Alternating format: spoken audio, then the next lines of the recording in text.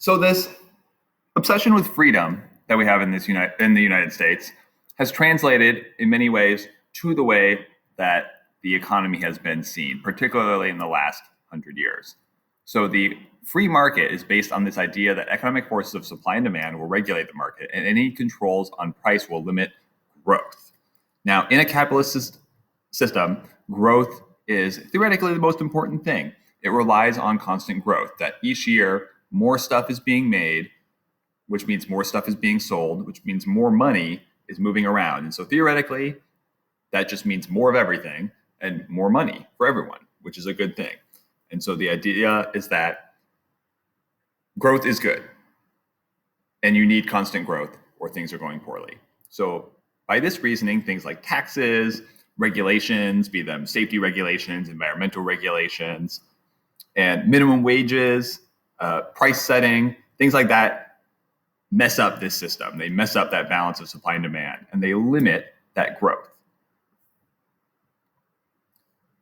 This is often seen in the form of privatization, this idea of giving responsibility of government services to private businesses. We encountered this a bit when we talked about the shock doctrine and this intervention of the United States in South American countries.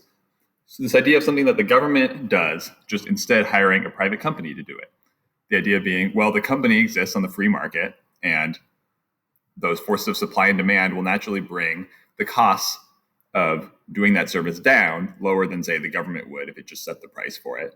And so a private company could, for example, operate a prison cheaper than the government could. Now, of course, the company's going to do that by reducing the amount of food they give prisoners, reducing the cleanliness and the quality of the facilities. But it's still going to be cheaper. The same can be true of the oil industry, or the most recent example was the Trump administration for a little bit last year floated the idea of privatizing the postal service. So being like, we don't need the post office anymore, just let private companies like FedEx do all their mailing for us. The problem they didn't realize is that those private companies often mail things through the post office. So here's an example. Private prisons are pretty common in the United States in a lot of different states. Washington State, just in the last month, banned private prisons. So we won't have private prisons here, but many states do. Another example, in Venezuela, there's been a push to privatize the oil industry. So in the United States, this question often comes up, the idea of what should the government do specifically to help the economy grow? So not just whether or not the government should control the economy, but what should it do to maintain that growth that is necessary for capitalism? So within that, there are two kind of general sides. One side, one theory, is called supply side theory. So the idea is to create growth, you need to prioritize the production of stuff to sell.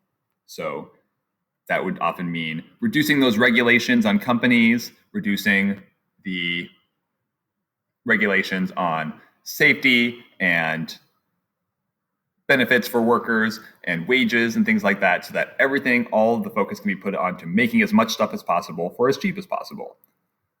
This is the basis of what you may have heard as trickle-down economics. This idea that then if those businesses are able to sell a lot more stuff, they'll make a lot more money, and thus that money will trickle down right from the people at the top that make a lot of money to all of the workers. If the company's making more money, everybody's making more money.